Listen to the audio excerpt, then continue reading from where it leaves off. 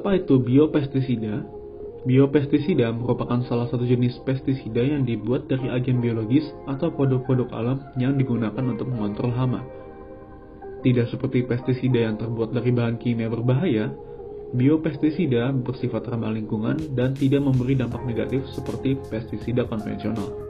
Solusi alternatif bagi pengendalian hama pertanian ini dibuat untuk menggantikan pemakaian pestisida yang berlebih pada tanaman yang dapat berujung pada pencemaran lingkungan akibat akumulasi senyawa berbahaya di tanah.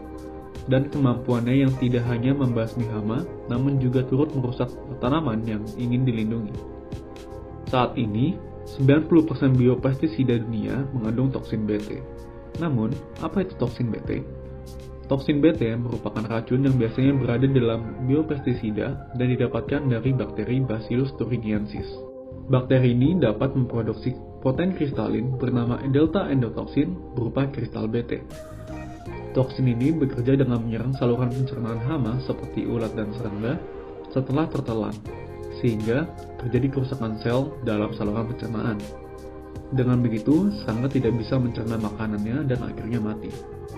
Saat ini, produksi toksin Bt dilakukan dengan penggunaan bioreaktor skala industri.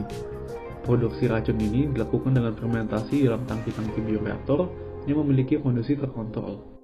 Umumnya, fermentasi yang dilakukan adalah fermentasi cair, di mana bakteri Bacillus thuringiensis ditumbuhkan di dalam cairan bernutrisi di dalam tangki. Namun, hal ini tidak menutup kemungkinan untuk pemakaian proses fermentasi padat, seperti yang akan kita bahas pada video ini. Untuk memproduksi toksin Bt dengan fermentasi padat, maka diperlukan beberapa tahapan penting, yaitu isolasi strain bakteri, pembuatan inokulum, pembuatan kultur benih, fermentasi dalam bioreaktor, proses ekstraksi toksin Bt, dan pengemasan. Bakteri Bacillus thuringiensis yang akan dipakai sebagai agen produksi toksin Bt pertama-tama ditumbuhkan dalam medium tumbuh berupa agar yang diperkaya dengan nutrisi. Selama proses pertumbuhan ini, kondisi medium tumbuh dijaga agar tidak melebihi 30 derajat dan pH-nya relatif netral atau 7. Setelah ditumbuhkan selama 2 hingga 3 hari, maka bakteri Bacillus thuringiensis yang tumbuh dipindahkan ke dalam medium tumbuh baru yang memiliki komposisi nutrisi yang sama untuk memurnikan koloni bakteri. Sama seperti tahap sebelumnya, suhu dan tingkat keasaman dalam media pertumbuhan tetap dijaga agar terbentuk kondisi pertumbuhan optimal bagi bakteri. Selanjutnya, koloni bakteri dipindahkan kembali ke dalam medium cair baru yang kaya nutrisi untuk membuat kultur benih yang akan dipakai sebagai agen fermentasi dalam bioreaktor. Sebelum dipindahkan ke dalam tangki bioreaktor, maka substrat fermentasi perlu ditentukan terlebih dahulu. Umumnya, substrat yang dipakai adalah dedak beras atau soybean meal, karena substrat ini terbukti menyediakan nutrisi untuk pertumbuhan paling baik bagi Bacillus thuringiensis. Namun, penggunaan gula sederhana dari hasil pengolahan limbah yang telah melalui hidrolisis enzimatik juga dapat dipakai sebagai substrat.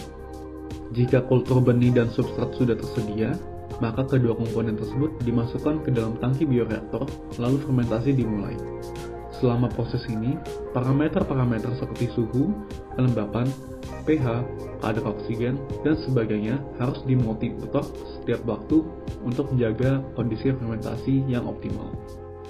Setelah dilakukan fermentasi selama beberapa saat, toksin Bt akan terakumulasi di dalam tangki, sehingga diperlukan tahap ekstraksi.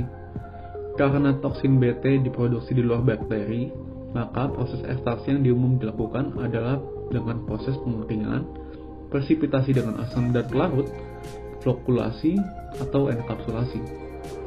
Keempat metode ini memiliki kelebihan dan kekurangannya masing-masing dari segi biaya, efisiensi, dan kompleksitasnya. Namun, semua metode ekstraksi tersebut terbukti efisien untuk memurnikan toksin Bt.